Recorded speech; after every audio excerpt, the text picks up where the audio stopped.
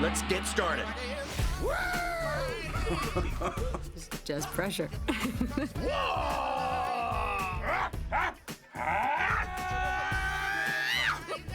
Lost my breath. Awesome. I'm warmed up. Everybody is Kung Fu fighting in DreamWorks' comedic action-packed Kung Fu Panda.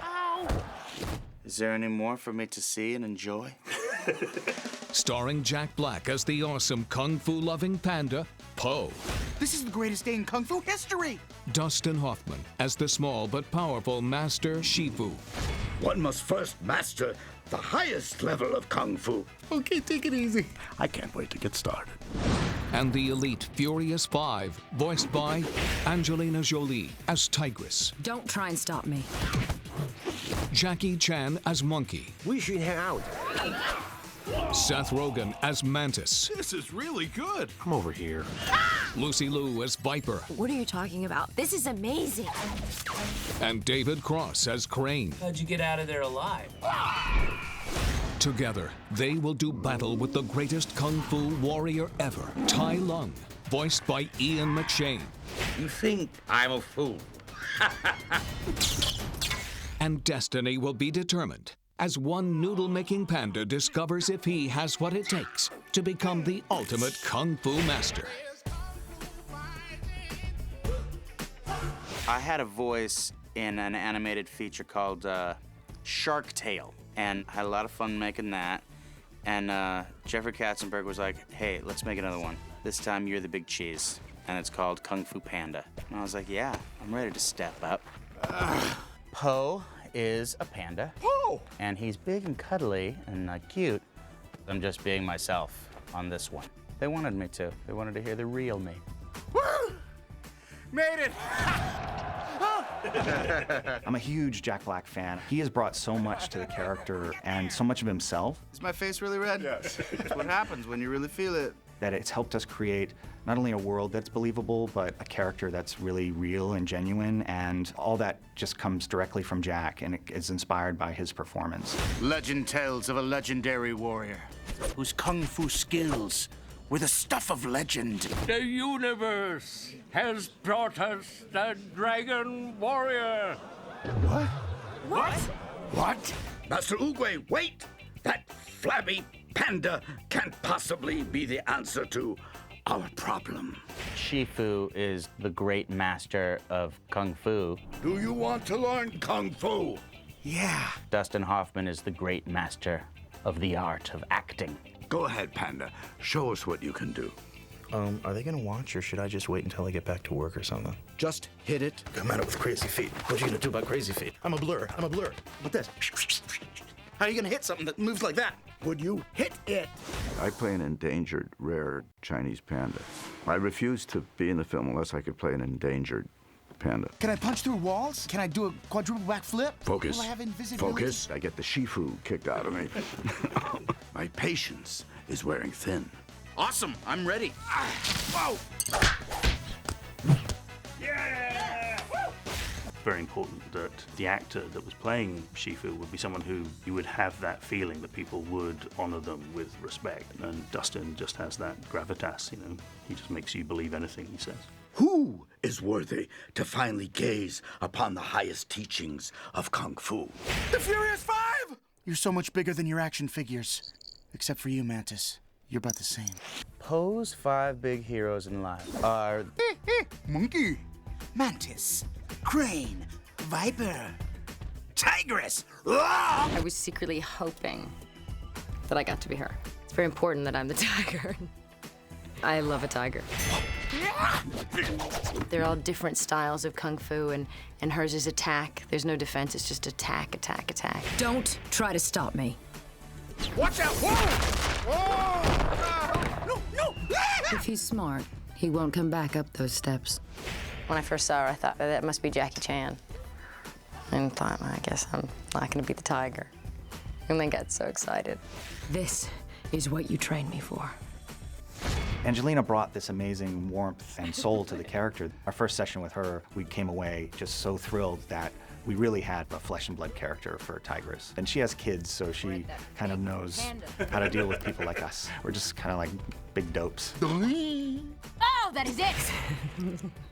Can't take this seriously now.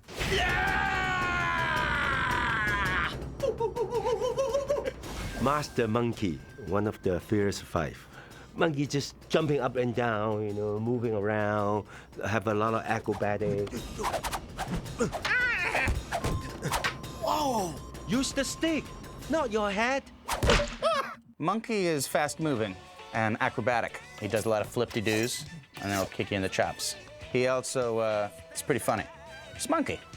Perfect for Jackie Chan. I don't understand. How can that be the Dragon Warrior?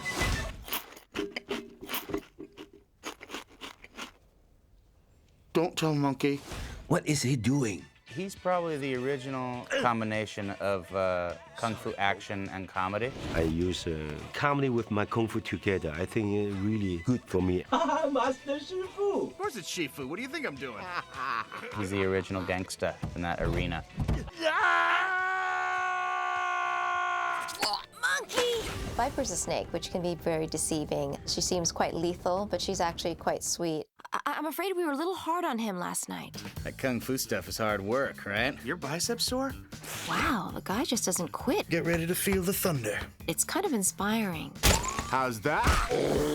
Kind of. These characters become real people to you, part of your real life. It's so alive. It's funny because when you're doing the voiceover, you forget that the camera is there and capturing all the gestures of your face and the expressions. What are you talking about? This is amazing. I just assume they're gonna match the voice to the character, but I never think about it the other way around. Lucy Liu, Viper, smooth, sexy, sultry. It's danger. Don't get too hypnotized by the other stuff. Because then she'll get you. The poor guy's just gonna get himself killed. Are you ready? I was born ready.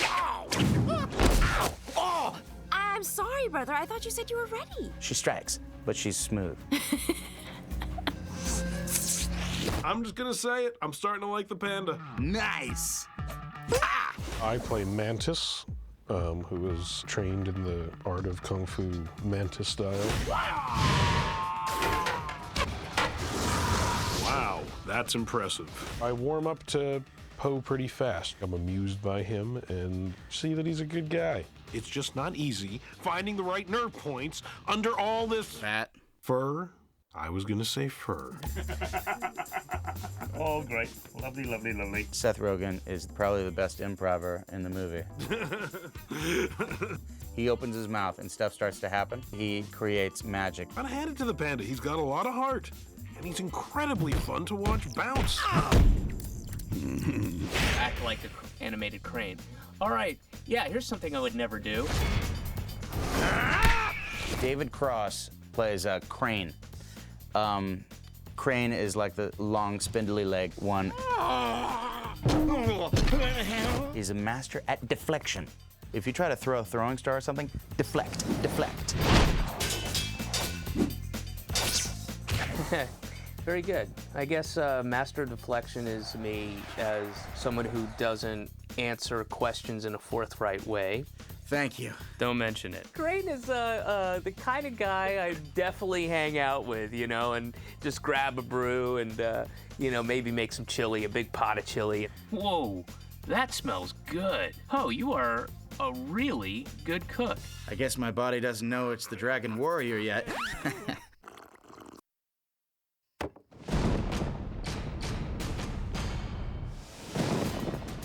Ian's amazing. Ian can go from 0 to 60 in 2.5 seconds. He comes in as the nicest guy in the world, and then he becomes Tai Lung.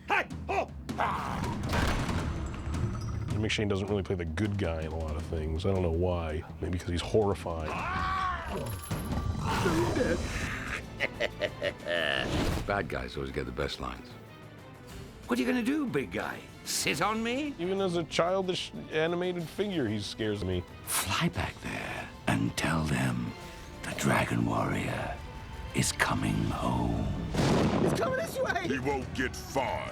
Archers, now! My character, the commander, is a rhinoceros.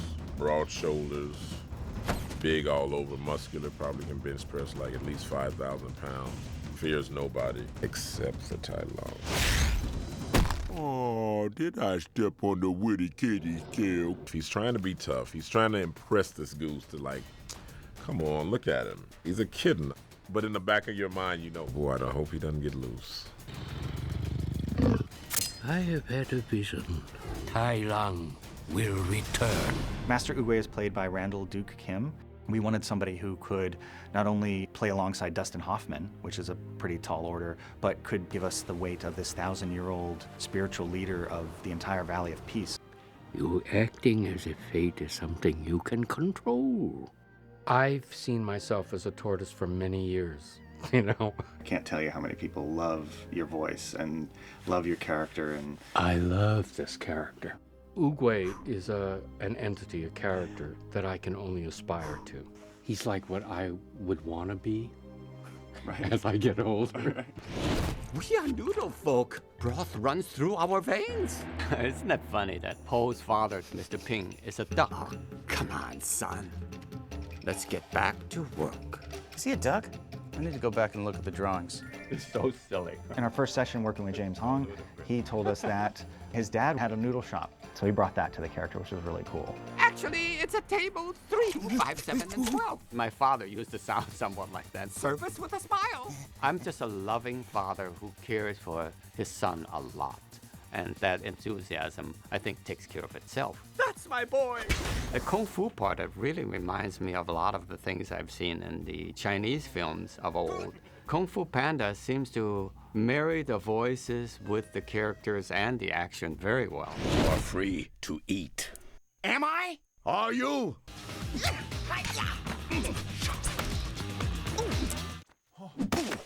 Nailed it. And that's the game. There's a game called Essence that we used to play in our house, and you'd have to ask them, if this person were a bird, what kind of bird would they be? If this person were the weather, what kind of weather? And I think if you would say, well, if Jack Black was an animal, what animal would he be? He would be this animal. It was perfect casting. What are you doing here? You're stuck. Stuck? Not stuck. Help him. The panda who treats it like a joke. You're so awesome. He is silly and loose and sweet. Great at comedy, makes us all laugh.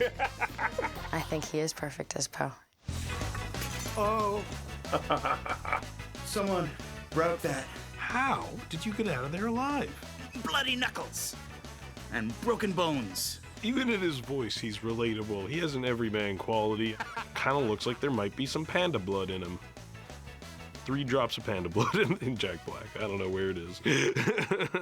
I've never seen a panda in person, but I'm sure that after all my work as a panda, that now I can just go right up to one and give it a kiss.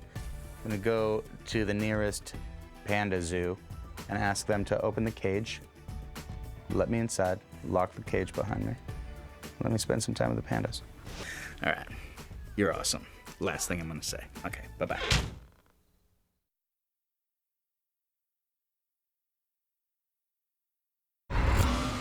Kung Fu Panda is a remarkable film. We're seeing things come to life on screen that, frankly, we've not been able to do before. It really is the combination of great action with the mystery of China, with fighting, kung fu, fur, and of course, a great story. We wanted it to be a real big action movie as much as it was an intimate character story.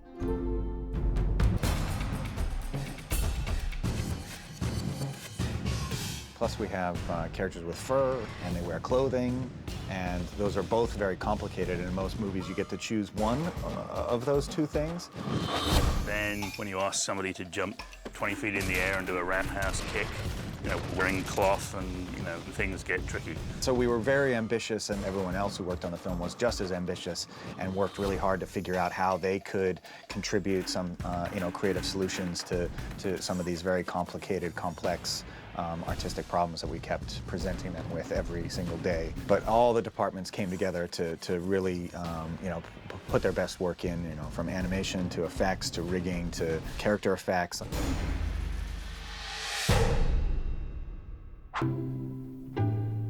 We found very early on that the rigs, which sort of is the internal skeleton of the character, they wouldn't hold up to the physicality of Kung Fu.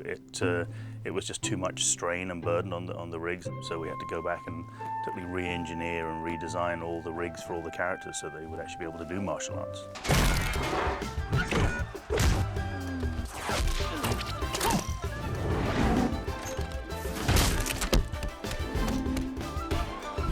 This shot was one that really showed off what you guys were doing with the rig for Viper.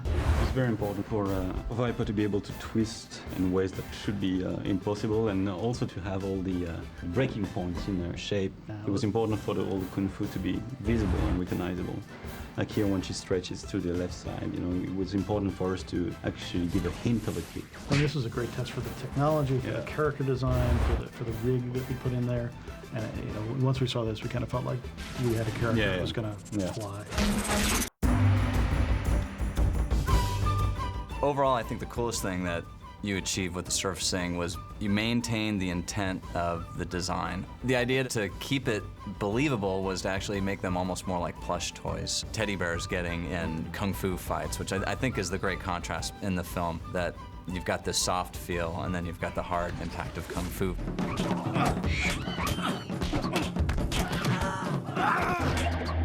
We did short fur that wasn't dynamic. We didn't want all the fur to be bouncing every time the character bounced. So because of that, we also had to spend a lot of time grooming. We went messy, we went clean, and we ended up having to just put a lot of dense fur on there because it was so short and we needed it to be structured. The other advantage of the short fur was we had to deal with clothing on a lot of our characters.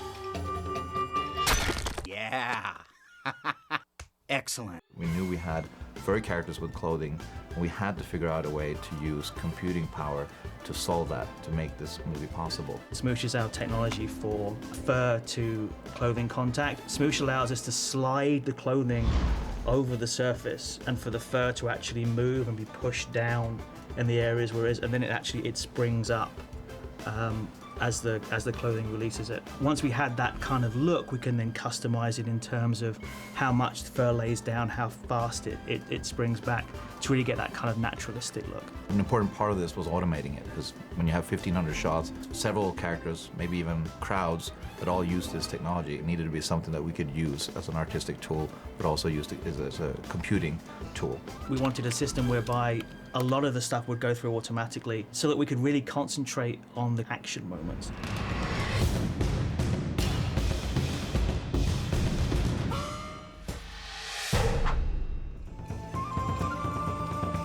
Because we're a kung fu movie, we also had to push the effects in our film further than any movie the studio's ever done before. One of the key examples was Tai Lung's escape, and we wanted to break the last big obstacle, kind of, which was the breaking of the bridge. The first thing we're given is basically an artwork. From rough layout, we have a kind of a choreography of, in general, how things should work. So this is kind of the input that we give to the system, where we paint the different colors on the outside of the geometry, and the system takes that as input and spills out basically the final pieces of your broken bridge. At the same time, we start adding the detail to add scale to the shots. The rocks that emit from the cracks as the big pieces crack apart.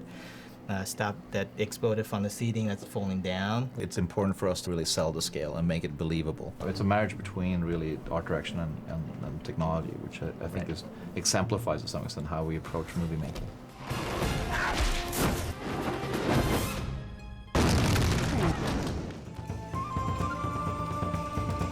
The ultimate showcase of all the technical work all our great departments did, rigging, character effects, special effects, clothing, everything. It was probably the rope bridge, probably the single most taxing and demanding and technically complex sequence in the whole film.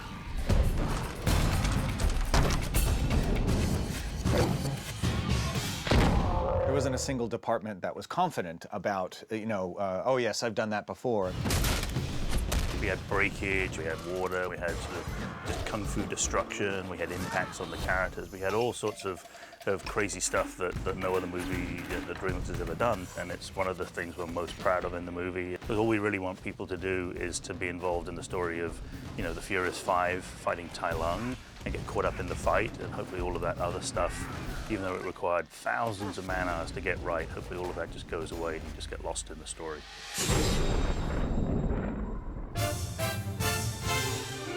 When you're making computer animation, technology is at the essence of what we do. And having the best tool set in the hands of great artists makes great movies. Excellent. The ability to create richer and more compelling images is something that we look to do literally each and every time with each movie beyond what we've done before. Today's technology are bringing to life films that we couldn't have even imagined a couple years ago. And it's exciting to think about where that's all heading for the future.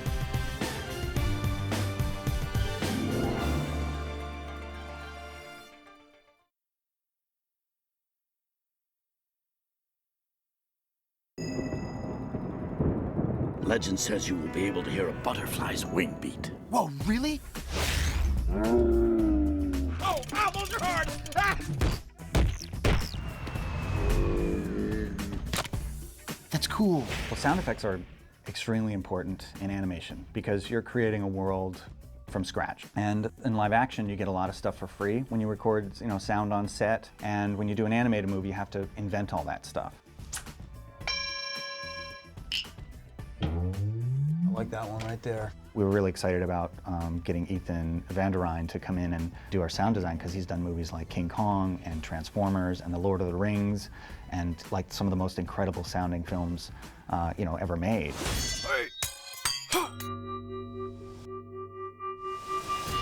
What really stands out to me about working on Kung Fu Panda is that I feel like we're able to explore a whole lot of new territory that I've never been able to explore before. The key to that is we go out and record all kinds of different real-world things and then bring them back into the studio and process and edit them together to create this sort of sonic tapestry and to work with the comedy. That's something new and exciting. We're doing some sounds for Po, for all the slosh in his belly. Now wait a minute.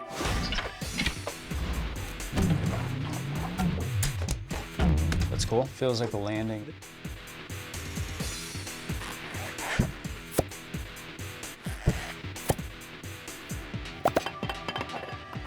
You're awesome.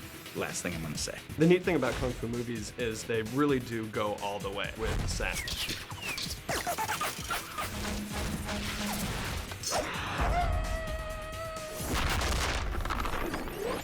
And for a sound person, it's any chance you can get to be hyper expressive and hear every little detail and every little whoosh and impact. That's what's magical about the Kung Fu genre. It's very musical and rhythmic.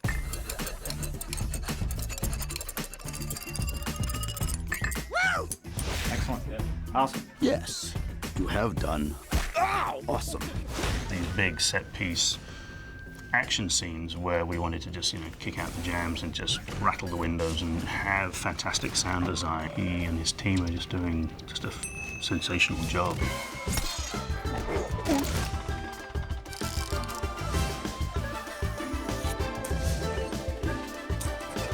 We used this didgeridoo. It's got a nice woody sound to it for the big spear hits. Here's the didgeridoo slowed down. It's just so much fun sound-wise.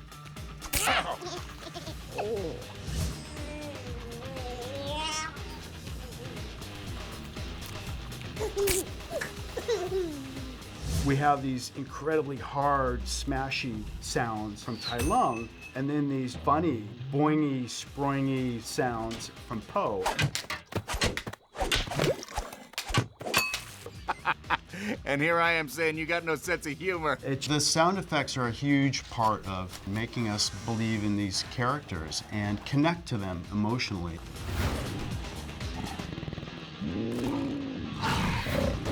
Cut it! That was awesome!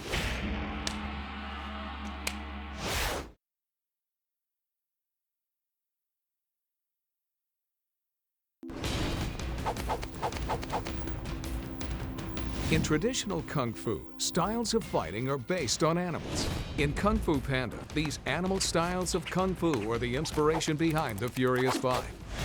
Monkey, mantis, crane, viper, tigress. Roar! Whoa, the Furious Five. You're so much bigger than your action figures. Except for you, Mantis. You're about the same. Today, these animal styles are known all across the world.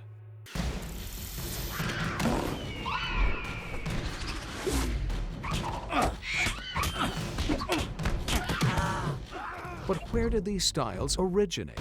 In ancient China, during times of conflict, people began to invent new ways to defend themselves. Kung Fu styles were developed that incorporated the natural attack and defense methods of animals. Each of these animals has a unique physical fighting style, as well as an inner strength. In Kung Fu, it is believed that if you mimic the movements of these animals, you might inherit their physical strengths and their inner power.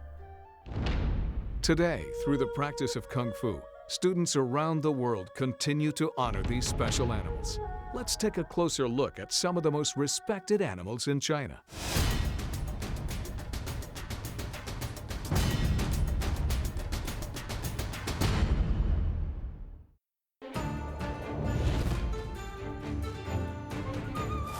In China, the tiger is revered as the king of the beasts.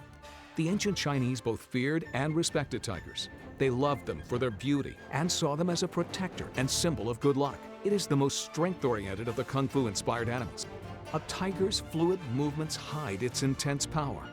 Equipped with razor-sharp claws, strong muscles, and a powerful growl, a tiger's style is all about power and control. Since it is the ultimate predator, a tiger does not need to defend itself. They look to end a battle as quickly as possible. In Kung Fu, the tiger style is defined by clearness of mind, direct actions, and explosive force. This style is best for larger warriors with great speed, power, and agility. This is what you trained me for.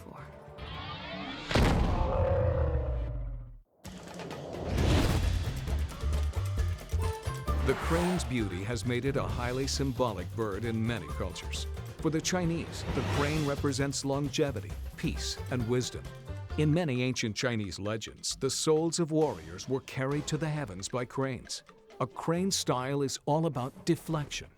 Equipped with a large wingspan, a crane can block blows and fly out of its opponent's grasp. A crane's strength is in its defense. By avoiding strikes, it can tire out its opponent and cause them to give up in frustration. Thank you. Don't mention it. In Kung Fu, the crane style is defined by deflection and balance. Movements are made by staying well balanced. You're awesome. Last thing I'm gonna say. Okay, bye-bye. People who practice crane style often look as if they're performing a dance. This style is best for warriors with long reach and good balance. The mantis has been referred to in literature for more than 1,000 years. They are even referred to in an ancient Chinese dictionary, which describes the mantis as a symbol of courage. Because of its ability to remain very still, a mantis is able to effectively hide from its opponents. It waits patiently for the right moment to attack. When it does strike, it chooses areas that are vulnerable. A mantis relies on the element of surprise to win in battle. In Kung Fu, the mantis style is defined by its speed, fancy footwork, and continuous attacks. Movements are made by using fast blocks and quick movements during attacks. The mantis style is best for small warriors with great inner strength and patience.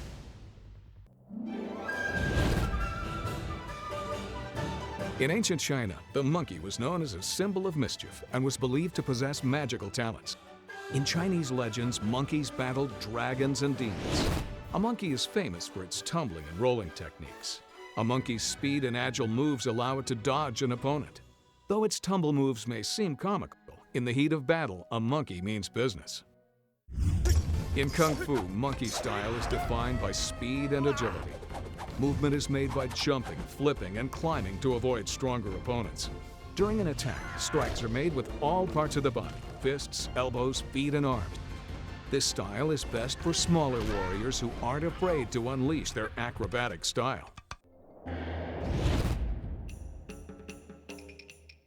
In ancient China, the viper was believed to be the guardian of buried treasure. Since then, the viper has been associated with good fortune. While vipers are small in stature, their venomous bites pack a big punch. Their ability to contort into any shape makes them nearly impossible to hit. They use their fast reflexes to avoid blows before attacking with deadly accuracy. I'm sorry, brother. I thought you said you were ready. That was awesome! In Kung Fu, the Viper's style is defined by graceful movement, flexibility, and precision. The style's slick movements and speed make for the best defense around. This style is best for warriors with great patience and speed who can focus their power.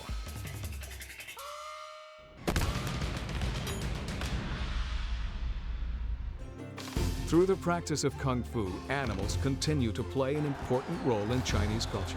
By mimicking the special qualities of these and other revered animals, people continue to honor these special creatures today. Master.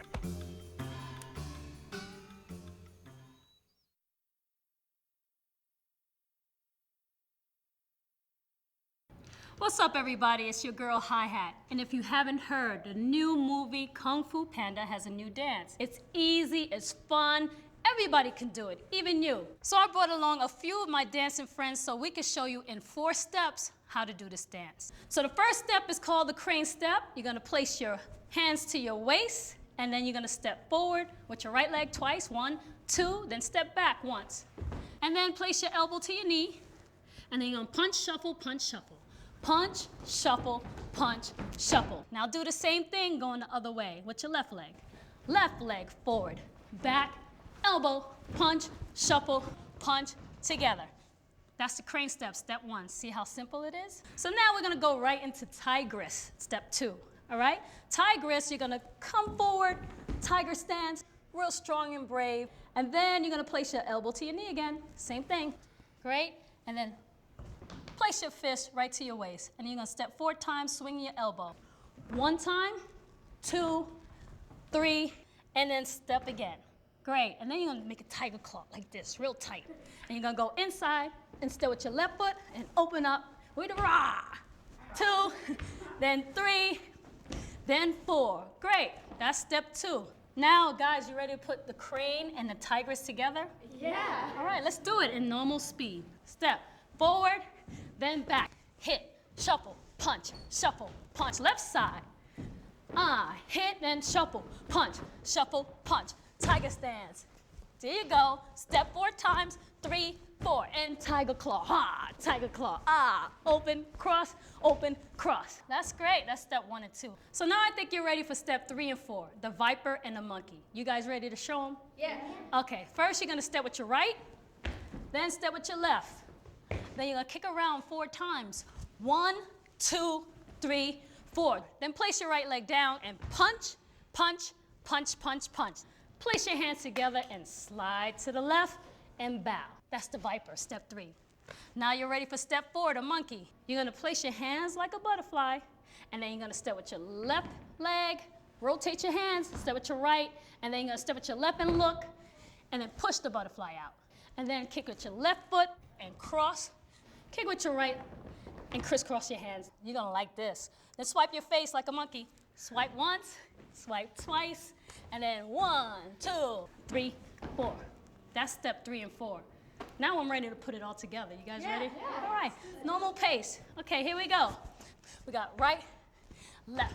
Kick around, kick around, kick around, kick around. Then punch, punch, punch, punch, punch. Slide to the left, bow, butterfly. Look, push, kick, kick together. And monkey, monkey step. Swipe, swipe, swipe, swipe. That's step 3 and 4. I'm ready to put 1, 2, 3, and 4 together. You guys ready? Everybody is kung fu fighting. Your mind becomes fast as lightning. Although the future is a little bit frightening, Of the life that you're riding, You're a diamond in the rough, a brilliant ball of clay. You could be a work of art if you just go all the way. Look out! Now what would it take to break? I believe that you can bend. Not only do you have to fight, but you have got to win. 'Cause everybody is kung fu fighting. Your mind becomes fast as lightning. Although the future is a little bit frightening, Of the life that you're riding,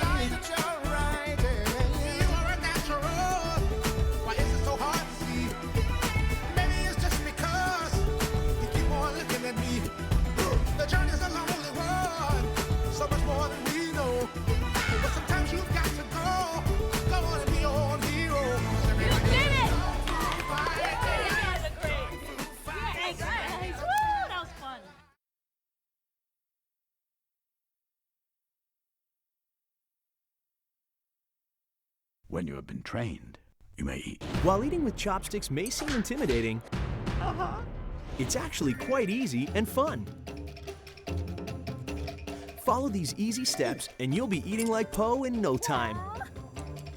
Let's begin.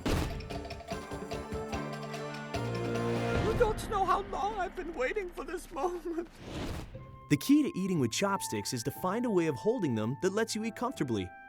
To start, place the chopsticks so that the top is resting comfortably in the nook at the base of your thumb. Curl your ring finger so that the chopstick can rest on the tip just below the nail. Make sure the narrow end is pointing toward the table. Practice this until it feels natural.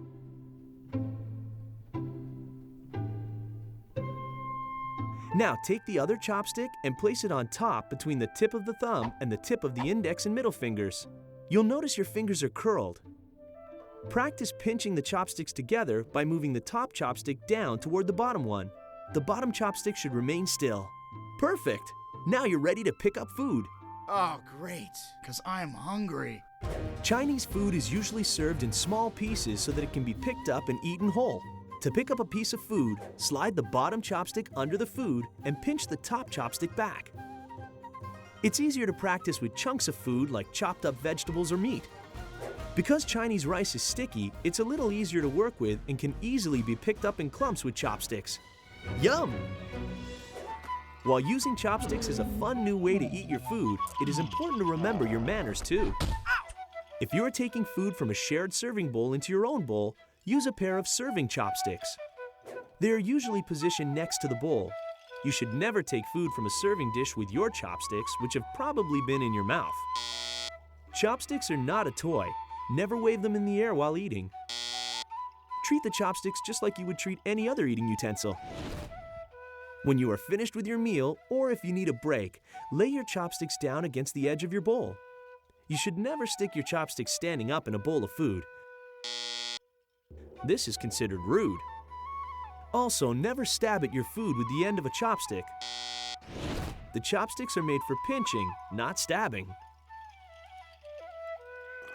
In Chinese culture, it is customary to finish all the food that you are served. What? If you're having a hard time picking up the last few pieces of rice in your bowl with your chopsticks, you can lift the bowl to your mouth to finish. It is considered polite to eat every last grain of rice. Now you're ready to enjoy your meal. I vowed to train you, and you have been trained. You are free to eat. Enjoy.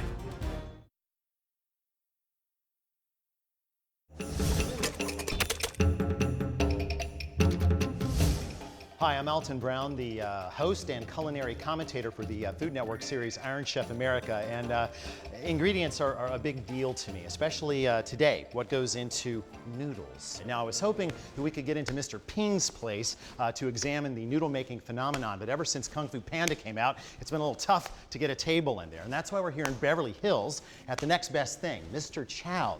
In the hands of the master, this can be magically converted into something you would actually want to eat.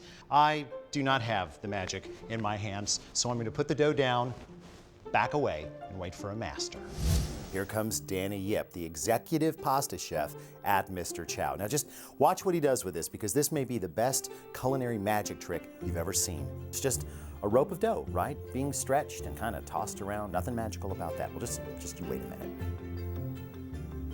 That's just flour. It's not pixie dust or anything, nothing magical. A little bounce, a little twist. It's very rhythmic. It's very kind of hypnotic. You're getting very sleepy.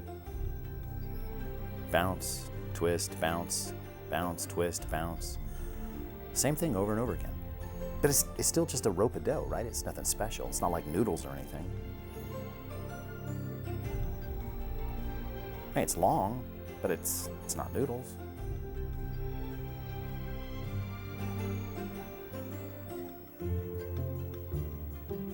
He picks it up again. All right. Okay. So, all right. So he's now he's making noodles, right? So there's like what, 8? So that means that this time there should be 16, or would it be 8 squared? 8 times? I don't know. A little stretch, a little fold. Now look at that. Now that looks like Looks like hundreds of noodles. Huh? How's he do that? Little flour. Yeah. Abracadabra. Nice trick. Okay, let's take a little closer look at what Mr. Yip is doing and try to figure out what's really going on here. Okay, here comes Mr. Yip again, and he has a very, very elastic yet plastic dough. It's really just some flour, some water, and a little bit of salt. Now he's bouncing it against the board like that to create what's called gluten. You see, wheat flour has the ability to form this kind of protein mesh that is very, very stretchy and can allow for things, well, like that. Now every time he twists, he's actually creating a bunch of noodles. You see that twist, and then he bounces again, and then the twist. Every time he's doing that, more and more noodles being created. You just can't see them yet. Okay, now when he puts it down, watch, he's gonna, cutting off the end. That is going to allow for the unfurling of the noodles later on. Next there, you see, closer shot, you can see that there are actually dozens, maybe even hundreds of noodles already in there. They've just been very tightly wound together. Now, the stretching, he doubles it over, he pulls. He rolls the end, he drags in the flour, he doubles it again. He bounces, he rolls the end, a little bit more flour. Each time the number of already, I don't know, dozens of noodles being doubled over and over and over on themselves. So by the time he's done with this process, he's got, I don't know, hundreds maybe of noodles in there. Stretch, roll the end, drag in flour, and pull. You could only do this with wheat flour because it's got those proteins that are necessary. And there he's got his stick, and there, noodles. Very, very long noodles. Of course, those are too long, even for a skilled noodle slurper to slurp. So he's going to cut those down into a reasonable size. Yeah, that's a little bit more like it. And into boiling water or just simmering broth, depending on how he wants to present them. That, my friends, is the work of a master. Don't try this at home.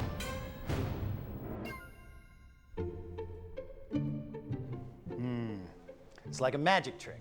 Only one you can eat. Now, a few pointers on eating your noodles. Keep in mind that they are a symbol of longevity, so you don't want to cut them up with a knife, okay? That would be bad luck. Another thing, I don't care what your mom taught you, it's okay to pick up the plate or the bowl while you eat. And as for slurping, well, it would just be plain rude not to. Now, if you'll excuse me, I'd like to have my lunch. Sure, I'll have my lunch, okay?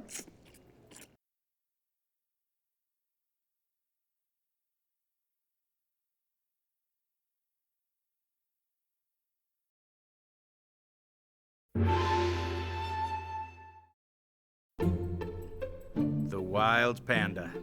You gotta love the wild panda. Cute, friendly, playful. It's no wonder the panda's original Chinese name means large bear cat. Pandas are loved by almost everybody all around the world. Ever heard somebody say, pandas, just don't like them? I don't think so.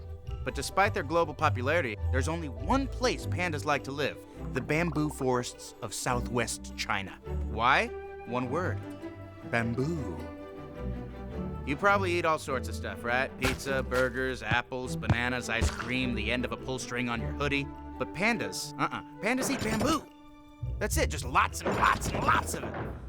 So these southwest Chinese bamboo forests are awfully important to pandas and to everyone who loves them. But there's a problem. The problem's name, the human being. People are building farms, roads, towns, and factories. They're hurting the forests through global warming and pollution. Friends of the panda call this habitat destruction. Pandas just call it bad. There are now as few as 1,600 adult pandas left in the wild. That's why we're building an awesome, powerful team to protect them. And our first pick to be on that team? You. Wild pandas can't win on their own. They need you. They need your brothers and sisters, your mom and dad, your best friend. Even that quiet kid in the back of the class who keeps looking at you kind of funny. Wild pandas need everybody on their team. Now, as a team, we can protect the place wild pandas call home. We can protect the place we call home. We can protect the place that all animals in the world call home. Together, we can protect Earth. That's why this team is called Team Earth. Join our team. Go to conservation.org and learn more about wild pandas and Team Earth.